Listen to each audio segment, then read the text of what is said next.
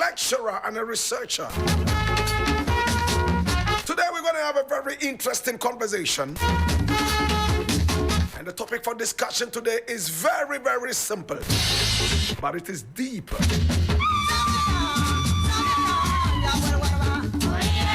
From year of return to dirty December. What exactly are we talking about, my brother, my sister? We'll get into that in a bit. And my name's certainly Blakk Rasta, Ghana's #1, Africa's finest. What else can I say? What else can I do but to just welcome my guests into the studios? Doc, how are you doing? Yes, sir, Blakk Rasta. How's it going? It's going good, and I'm happy to have you again. Oh, yes, my God. Yes. Last year, around this time, I remember I was here. We were critiquing foreign festivals that have infiltrated Ghana, and Halloween and Thanksgiving and Christmas. And it's funny, I think Thanksgiving was just last week. Black Friday was here. And while I was in one of the shops critiquing Black Friday and telling the registrar what was happening, the history behind it, she gave me a nice discount, a Black Friday discount. Wow. And in fact, I appreciated it. So you see, sometimes we have some small hypocrisy sometimes going. And it happens, but we are humans. So when we are doing this, it's not any self-righteous thing, but it's for the teaching, and hopefully we do better. And generations that are coming also, Dachi also. Papa. We praise the Most High for this. Well, when we say you're a Pan-African theologian, what are we talking about? Walk us through it again. Yeah.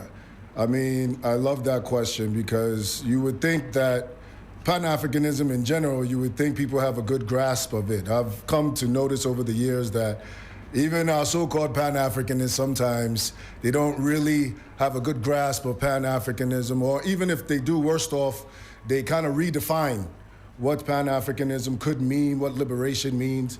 Pan-Africanism is an ideal, it's a movement, a cultural, political, intellectual, religious cultural movement that stands on the premise that Africans on the continent, Africans in the diaspora have a common root, a common destiny, and therefore we can't fight our battles against white supremacy in isolation.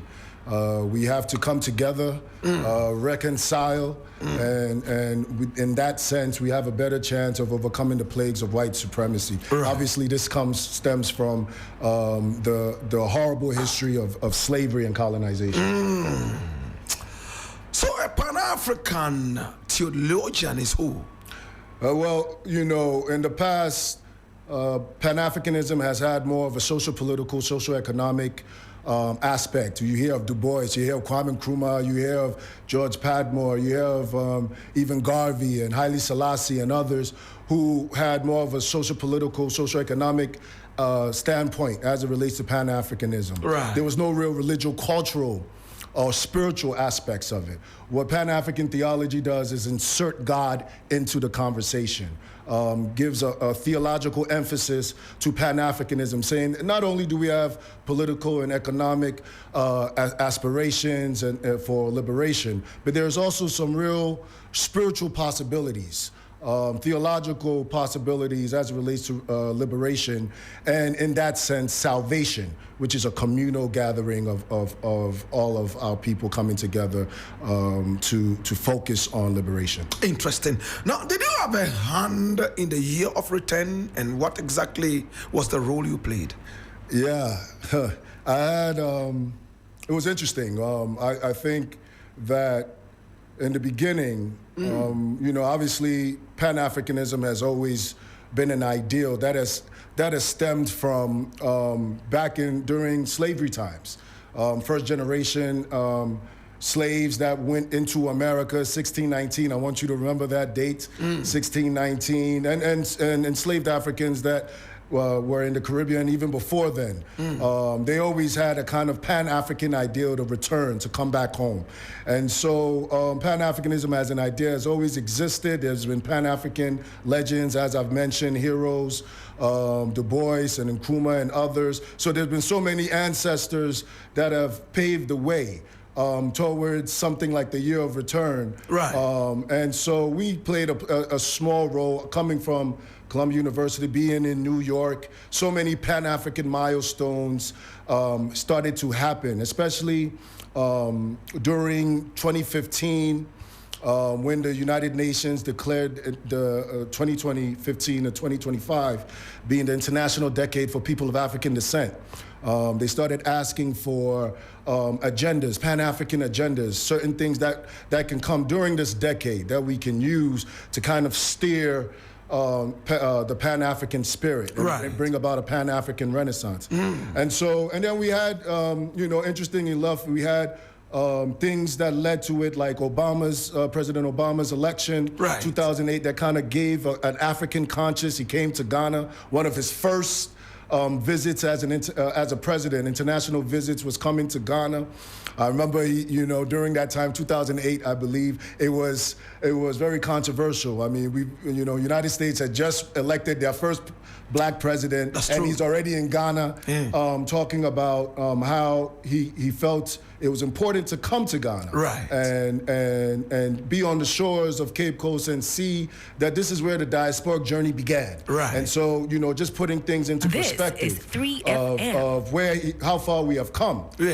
He felt he needed to come to Ghana. Ghana, of course, we know, has had a strong history with slavery. Almost 70% of the slave forts were in Ghana during the Atlantic slave trade. Most people don't know that, even if you came from Africa, at any part in Africa, you almost had to come through Ghana in order to get to the quote-unquote New World. So, this is why we have the motto of Ghana, the gateway into Africa, because it was literally the gateway out of Africa. And so, there's just so much history. And Nkrumah, one of the greatest Pan-Africanists of our time, who really established Ghana almost as a Pan-African nation. Which almost there was some critique with that, because of course Ghana is for Ghanaians.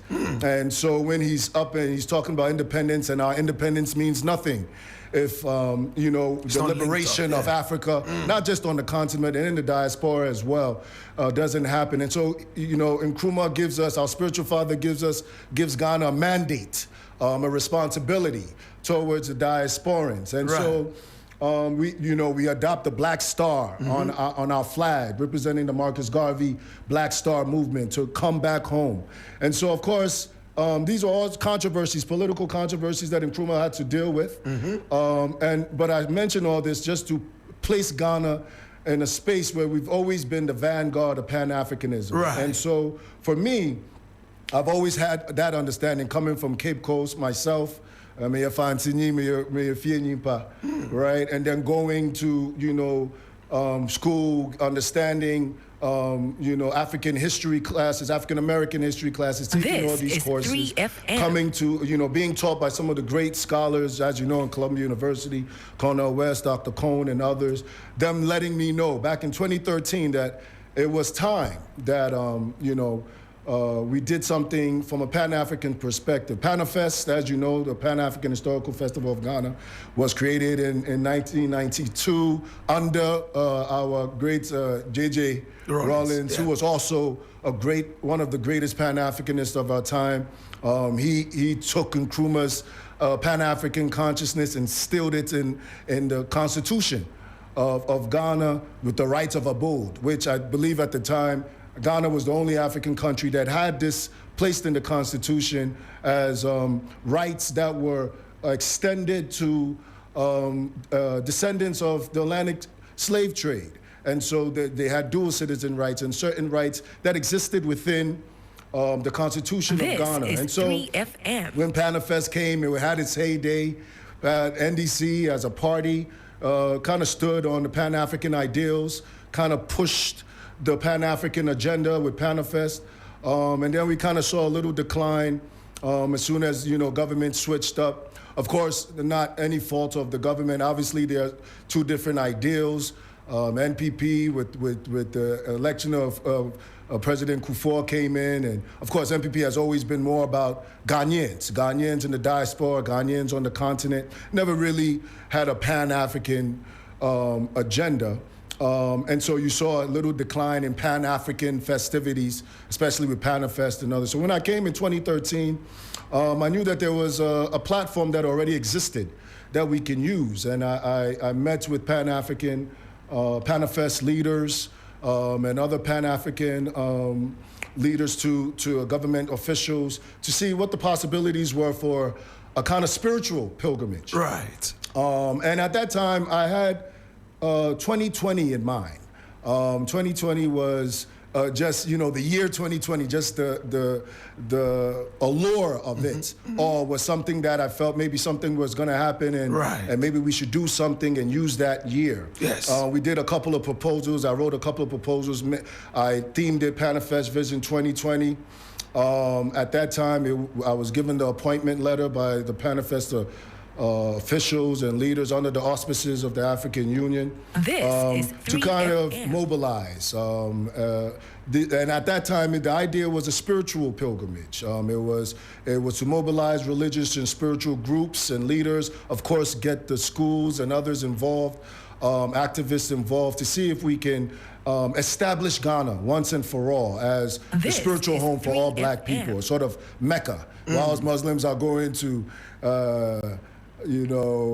Saudi Arabia and Mecca, or, whilst Rastas, even some of our Rastas going, at that time, 2012, I went to Ethiopia. Ethiopia, right. It was at Ethiopia, Shashamani, being with the Rastas and others, that they were telling me more about Ghana. Right. And how, we should look into Ghana as a place that actually has some real spiritual significance.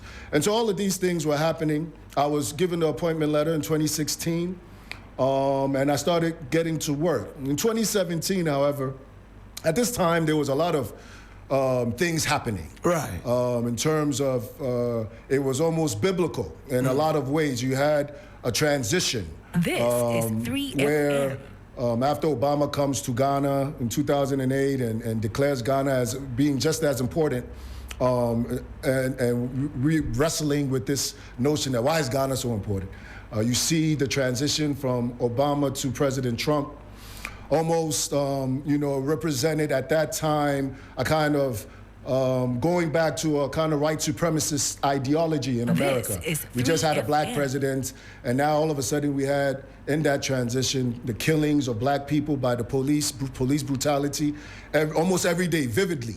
It was almost like they were sending a message to black people, similar to what the pharaohs or the Egyptians did to Israelites who were also enslaved in Egypt, and at the time when they were getting great in number and thought that they were gaining some sort of power in Egypt, the pharaoh decided, let's kill all the male-borns, the first male-borns, and kind of remind them of their place. And that's sort of what was happening with, the diasporans, especially African Americans at the time. You see that transition with Trump. So Trump represented a kind of white supremacist ideology.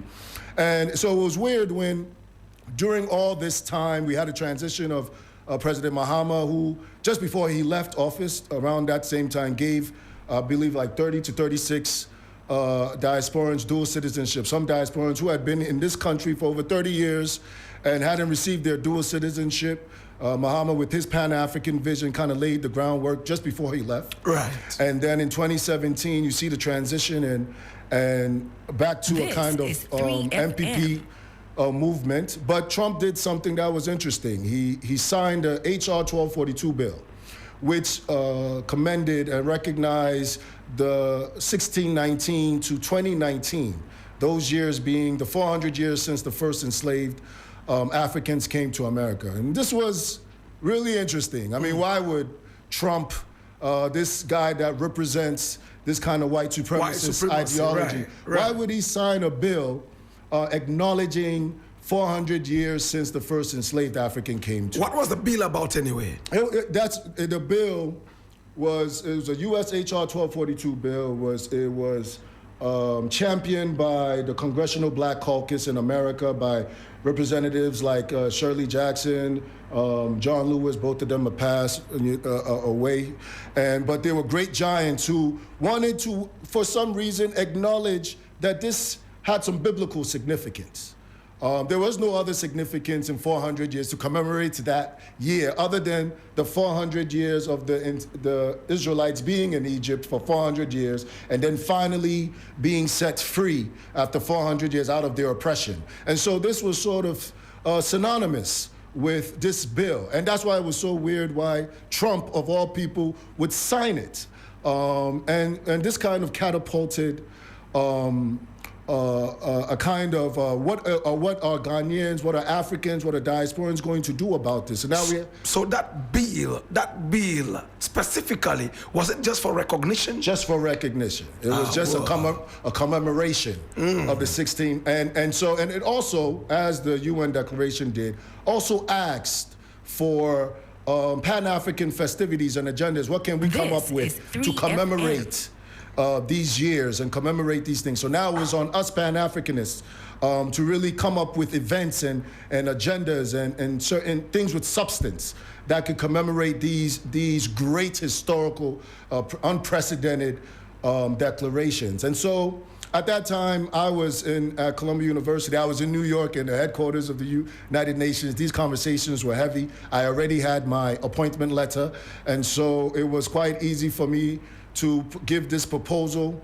But when these declarations came, it kind of got bigger than just the proposal that I had given. Obviously, there was more opportunities. Right. And once government kind of took a hand over it, even though they weren't necessarily Pan-Africanists, they saw the opportunity that, especially as it related to tourism, to Ghana. And so during all these proposals and all these things happening, the Black Panther movie, we can never forget about that, was monumental and key in 2018. That kind of gave this black pride, an African pride, had diasporans now looking to Africa and saying, let's see what Africa really has to offer us. True. Maybe we can have a Wakanda-like aspiration. And so by the time the government saw these things, at that time, MPP,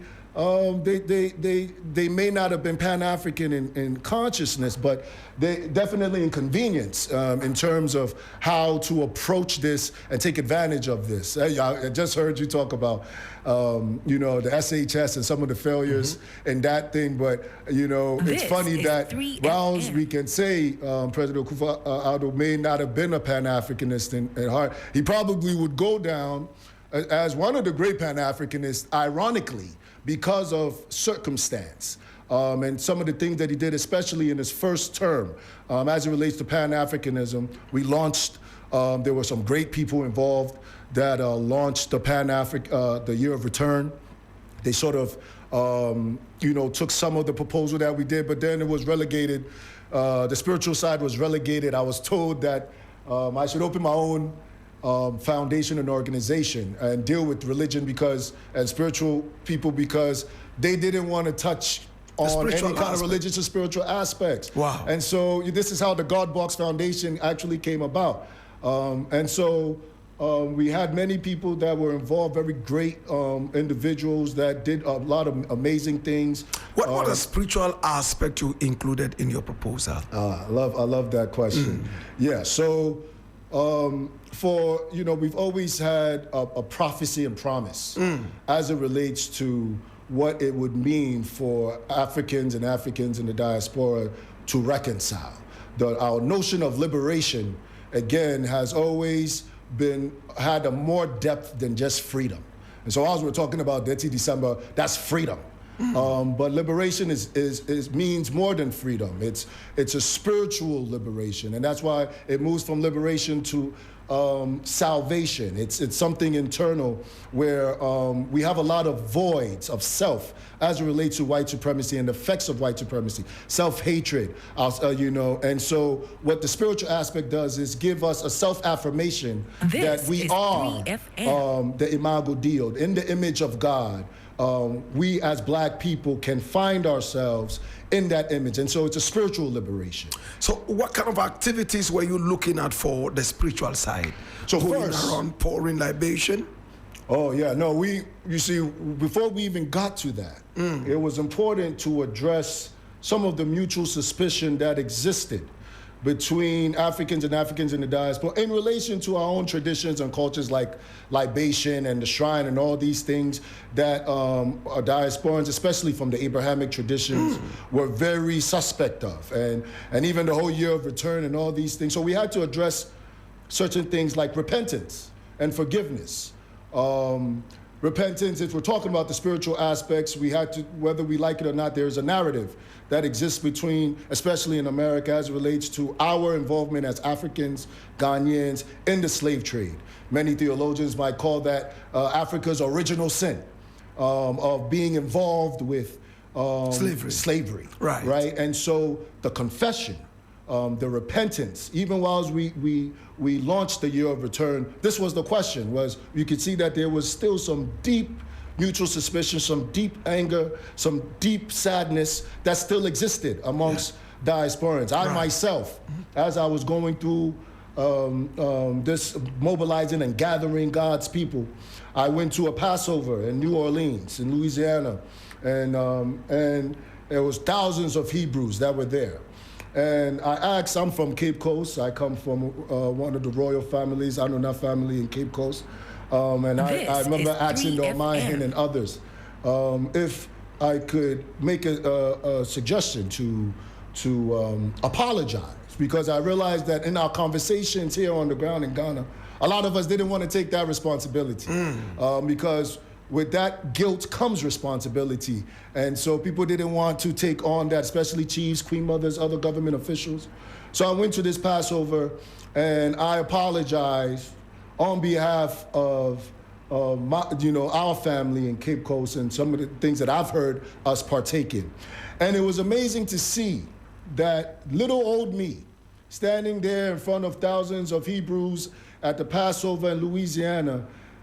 I say this, and they all stand up and begin to cry. Wow.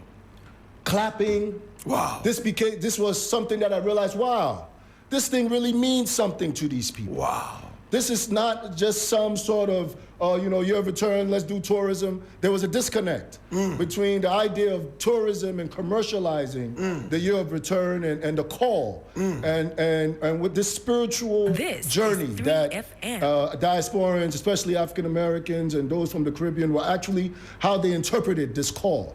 And so when I saw that, that's when we realized, okay, this is something that's real and we have to address it. So some of those spiritual things that we were doing in terms of discussions on what it means, not just for coming to Ghana but also there's political and cultural and economic possibility. If we say we should come and we're apologizing, how do we give substance to it? Is it just them coming? And that's what ended up happening. Yes. You had many people. 2019, we saw an unprecedented, almost 2 million diasporans from the diaspora in America, celebrities of all kinds, all kind of people that came. Initially, when we did the proposal, they said it couldn't be done. But the time was ripe, and everything is about timing. And of course, we had the things that we needed to get the people out of their comfort zone with Trump. And we used certain biblical themes like Trump blowing the trumpet. It's time to come home. Moses, Ghana representing Moses, let my people go, coming out with great substance, come home. And so we were battling, whilst we were doing the religious and spiritual aspects of things, we were battling our own people and leaders who were more focused on the commercializing and the tourism aspect of making money and exploiting this thing that was very sacred to diasporans and Pan-African theologians. And so this is what kind of gives the premise to the year of return. And when you have thousands and thousands of people that are coming into this country, happy to come. At that time, if you were black and you didn't come to Ghana, you weren't black. Yes. You celebrities were coming, they had to validate their blackness by coming to Ghana. It was such a huge deal. Yes. And you could see that, maybe 50 years from 100 years from now, people will look back at the year of return and remember that was the paradigm shift that really bridged the gap between Africans, African Americans, and those in the diaspora. But when you have millions of thousands of people coming in, and they don't have anything to do. They get here, and there's no real Pan-African agenda. Not to say our leaders at the time but a lot of them may not have been Pan-Africanists at heart, and so this kind of falls in their lap, and we're kind of struggling and wrestling with what to do with all these people that are coming in. And so when you don't have anything to do and you're idle, what do you end up doing? This is 3 Party. FM.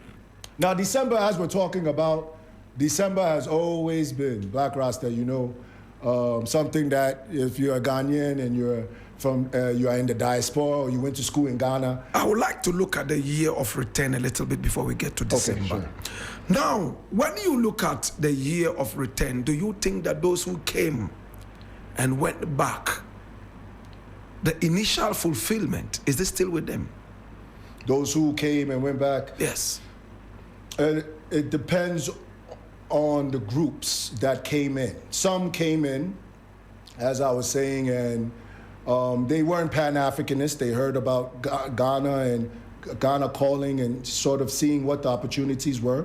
Some of them came in and would go pass right by the Cape Coast castles, the slave dungeons, and go all the way to Kakum National Park and return to Accra without seeing the ancestors, without understanding the cultural heritage, the spiritual understanding of Pan-Africanism.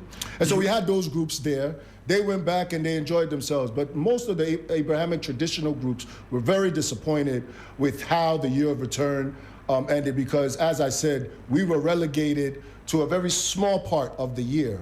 And for the most of the year was filled with events that had to do with entertainment. Nothing new, again, as I said. What was Ghana calling out to the diasporians for? What was it? Where was the we stood on the premise that it's time for those African Americans, especially, who were in a space during Trump, the white supremacy, black bodies getting killed, oppression. It was deep, it was heavy at the time. And sometimes we have those moments in history where, you know, when the people get out of their comfort zone, Ghana stood up. Anytime anything is happening with African Americans and Caribbeans, Ghana, as I said, because of our history with Pan-Africanism and our responsibility towards them, we constantly are always going to call on our children. We have the mandate to do that. And so we did what we were supposed to do. What did we call them to come and do? To come home, to return home, to recognize their heritage, to not be tricked into believing that this is what their dignity and humanity had been relegated to. You'd be amazed at how diasporans can come here and just by seeing our chiefs and our queen mothers, our traditional people, the pride that they get from that and how liberating that is. And so Ghana, especially the government at that time, whilst they were focused on tourism, which was what they believed was the exploitation, what we stood on, the premise of us calling the people, was based on the fact that Pan-Africanism is real. We have a real opportunity to come together and in that sense, gain economic, cultural, and spiritual liberation. Okay, so I would like us to go a little back and look at this. I mean, the movement to Africa movement, the Back to Africa movement was basically about bringing Africans home to come and live in Africa, help develop Africa. How about this one that just went by the other day, the year of return? What were they returning to? Especially, I want to understand that from the Ghana perspective. Yeah. Was it a year of tourism? Was it a year of having these wonderful people come home to live at home, or just to visit home as tourists and return? Yes. What did you see it as? Pan-Africanism is a return, not just physically, but it's also a mental. You can't, everything, as you know, Blakk Rasta, you know, everything begins with the spiritual before it manifests in the physical. Right. And so what the year of return was trying to do, the idea was to get folks to begin to change their mindset. That's how we wanted to begin, was change the mindset of themselves, the self-hatred that they had for themselves, and really the hatred that underliningly they had for Africa. And some of the narrative, the idea was to change the narrative. And so come to Ghana. Right. Come and see your heritage. Come and see your culture. We embrace you. We go against the notion that Africans don't like African Americans, or in the diaspora, or diasporans don't like Africans. There's this heavy mutual suspicion that existed between the two people. And so the year of return first was about we talk a lot about each other, but we don't talk to each other. Come home. Let's create Ghana as a platform, a safe platform for people to be able to come home, and really let's have dialogue amongst ourselves for once, rather than always having dialogues in isolation and never really understanding each other, understanding the experiences of each other, which are very unique. Colonization is a unique experience for Africans. Slavery is a unique experience for diasporans in Africa. And we don't do enough of talking to each other. So the year of return was based on that premise first. Now, of course, the goal eventually, as it starts from mentally and spiritually, is to manifest physically. And so once you come home and you start to, you always, as you know from story, you have to see somewhere, visit somewhere before you possess certain things. And so the idea was for them to come see what we have to offer in Ghana, in Africa, and then for them to see that this too can be offered to them with the right mindset. Unfortunately, what happened, again, as I said, with the year of return was what government had commercialized it. We sort of lost the spiritual guidance that was going to kind of manifest mentally, and then it became a tourism kind of exploitation, where not enough programs were done so that we can have the dialogues, so that we can understand each other better. Instead, people were just coming and, of course, partying, because that's all that was there to do. And this exactly, as you know, is some of what has kind of catapulted to our what has been relegated to Detty December. Interesting. Interesting. So my guest is Dr. Gilbert Kwabena from the Columbia University, New York, right there in America. And we're having a beautiful conversation from the year of return to Detty December. And of course, the year of return was supposed to have the diasporans come into the country and be domiciled right here. That was the initial perspective. At the end of the day, did we succeed? Did we not succeed? Now did the year of return become Detty December? It's definitely, some things led to that happening. As I said, one is leadership. Leadership at the time, as I said, weren't necessarily Pan-Africanists. Right. But yet this came in, fell in their lap. They saw the opportunity, and they took advantage of that, and rightfully so. They marketed it well, and it became a commercialized thing of coming to Ghana and having entertainment all throughout the year. Again, as I said, God, our religious and spiritual emphasis in the beginning of this kind of was regulated to a very small part.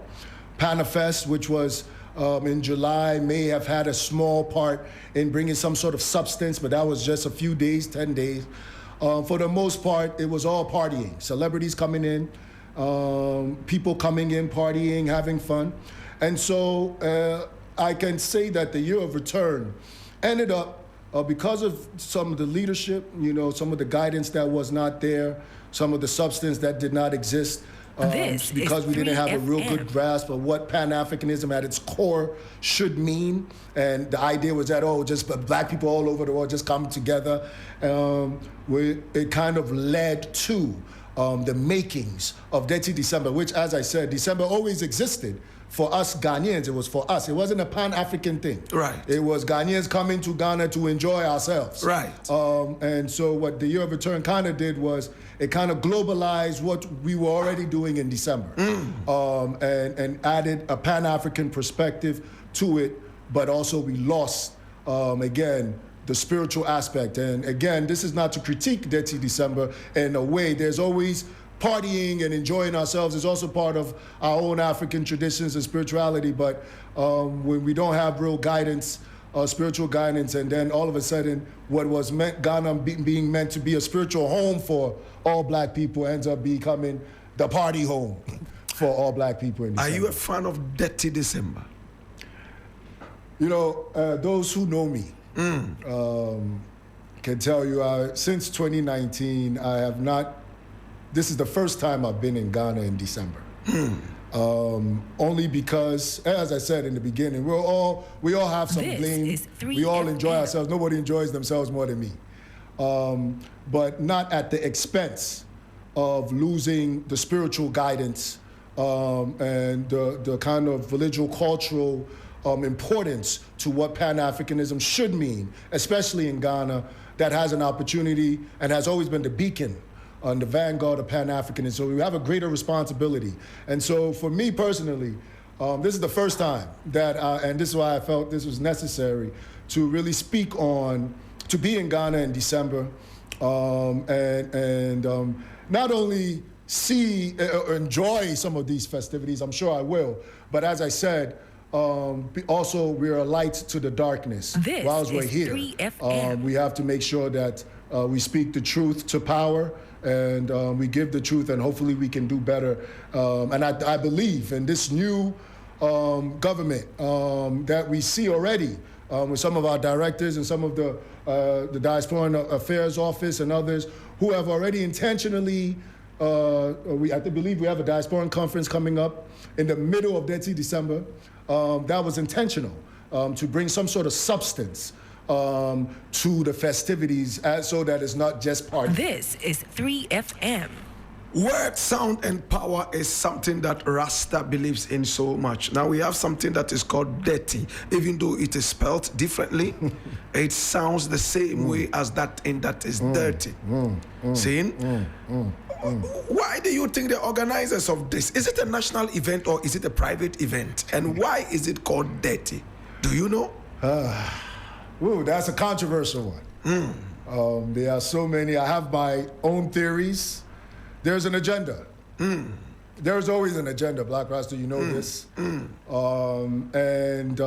know, the same way we say there's a saying, never lose the opportunity to make use of something chaotic, something that's going on. This is 3FM.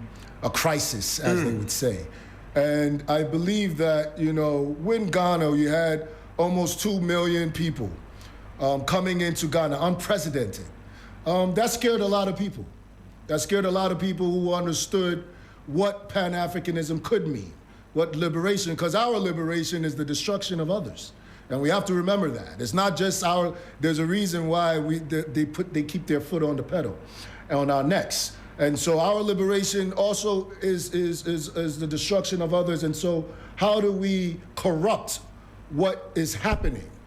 And so what your question, as it pertains to Detty December. Right. We were, as I said, we were celebrating December. We never named it. It was always something that we did. And so, and then we saw the government, NPP, during the year of return, sort of signed certain contracts and partnerships with certain groups, entertainment groups that were bringing certain festivals, 3FM. whether it was Afrochella, Afro Nation, all these things. Again, kind of everything kind of shifting towards, you know, a kind of partying and music and concerts and all these things. And during these things, you can see that a lot of things are being perpetrated in the middle of these things. And so, as you said, with Detty December, there's an agenda. A lot of people started coming in with their own agenda. We've always known, I believe a couple years ago, we spoke about some of the agendas as it relates to LGBTQ communities, Ghana being forced to do certain things under Atta Mills and all of that. I believe you remember all these things. This is 3FM. And so these agendas have never gone away. These are things that are being used. And so Detty December has a different vibe to it now. Yeah. I mean, when you travel to Guyana, a country that I've been to, they have what is known as the Ghana Day. They celebrate Ghana's independence on the day. And we have said this over and over on this show. Now, in Guyana, on the 6th of March, every year, people come out on the street, they wear Ghanaian fabrics, they try to eat Ghanaian food and even speak a few words of Ghanaian languages, especially Twi. Now, we have what is known as Detty December. Nobody is encouraged to wear African fabrics. Nobody comes out to honor our ancestors in any way. It is just like any other ordinary party with no vision. I am surprised how the year of return gave birth to Detty December. Is it an agenda, or is it just over commercialization of our product? And I've even heard government officials, people like KOD and somebody like Rex Omar and the rest of them, making reference to Detty December. Is the name not derogatory enough for something that has a certain national phase, or is it private? How did it become so popular to overtaking and overshadowing our very big year of return? Yes. Or the year of return that they renamed Beyond the Return is what is now called Detty December. Yeah. What are the authorities doing? I mean, it will be unfortunate for me to pose the question to you because you're not a government official, but what are your thoughts? I mean, Yeah, I agree with you 100%. Again, as I said, I think a lot of it happened by circumstance, again, with leadership at the time, that didn't really have a good grasp of what to do with all this kind of Pan-African renaissance. I believe Akufo-Addo himself said that President Akufo-Addo himself said that he was actually surprised that there was such a response. Yeah. And again, you can understand that because he's never dabbled within that kind of Pan-African history. Right. And so when you have leaders that were there, they did the best they could. But again, when there's no substance and you don't have real leadership that's guiding it. No substance. Did you hear that? The substance was totally gone. There's no substance Yes, whatsoever. yes, yes, and we yes. spoke about these things all throughout the year. Some of us that were true Pan-Africanists were complaining about how we have all this opportunity, celebrities coming in and leaving just like that. Just like that. People that were coming, that will not even visit any kind of heritage site, any kind of substantial site, come party, chill, do whatever they want to do, This drink, is have fun, and then 3FM. leave. And so when you have that going and there's no real guidance and you have some of the gatekeepers who, a lot of them too may be a little outdated in some of their approaches, their Pan-Africanists, but like I said, not understanding the zeitgeist, the spirit of our times, and what needs to be done to improvise. Because if you're not improvising and moving with the times, you're dying. And so even the leadership, This I would is say, 3FM. both not just from a government level, but also from some of the Pan-African leaders as well, some of the gatekeepers that were in place that really didn't have the substance that was necessary, and yet still had the power to facilitate what was going on. And so then all of a sudden it's left to people to come and fill in the gaps. Right. And everybody's going to come in and exploit to try and make money, and that's what it became. It became a money-grabbing thing, even with something as sacred as dual citizenship that we were giving.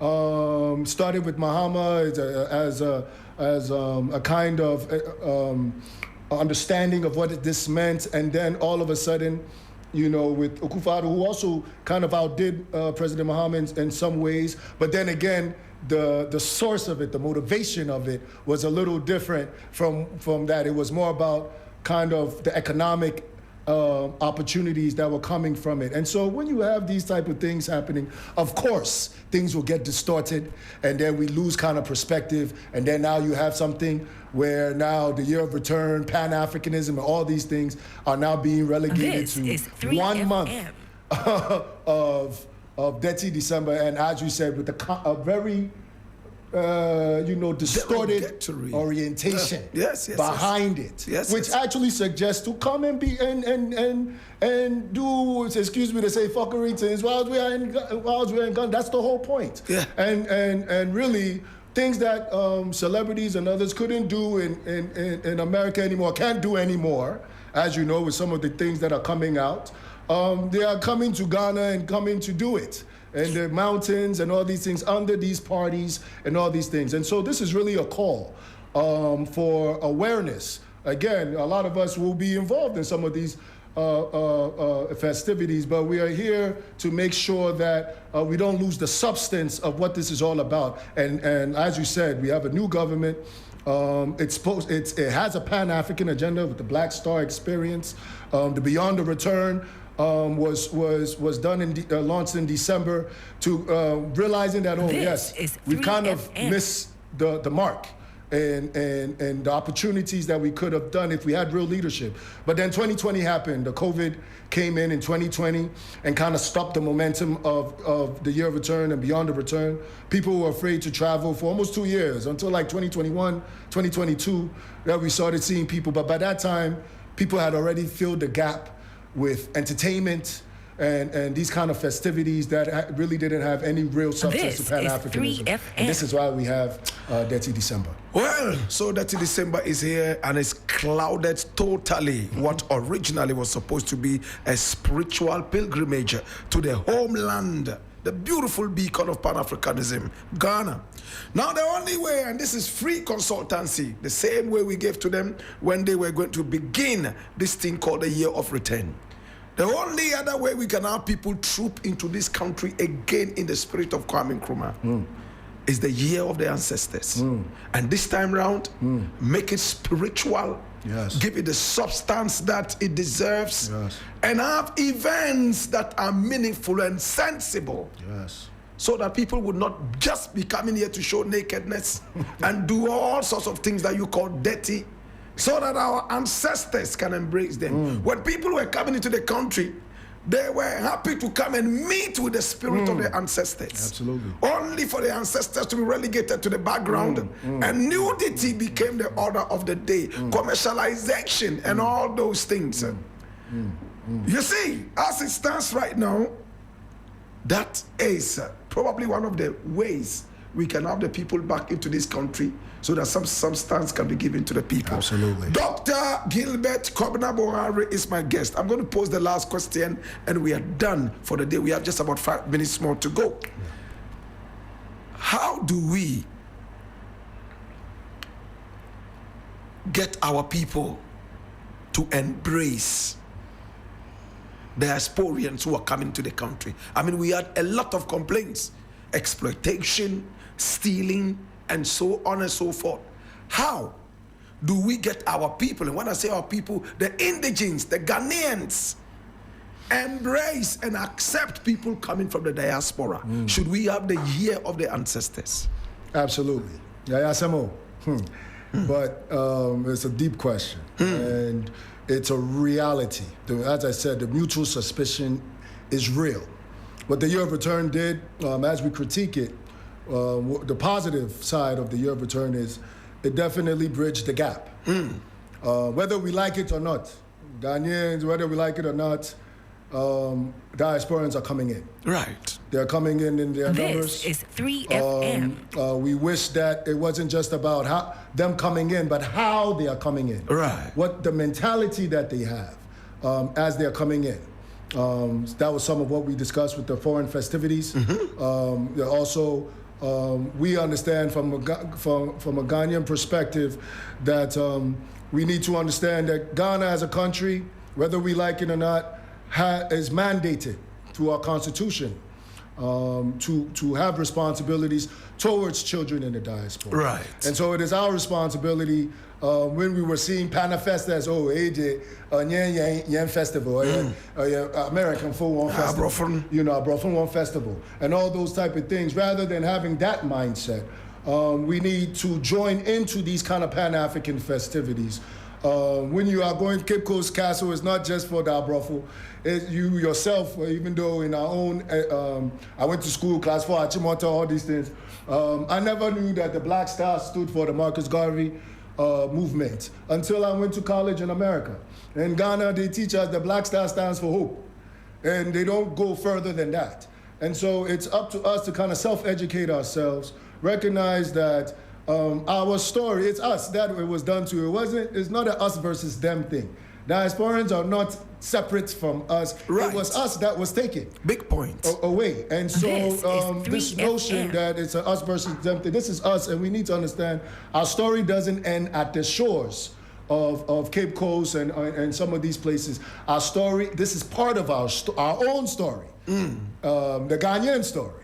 It is part of our history. Right. The diasporan story in the Americas is part of our history as Ghanaians.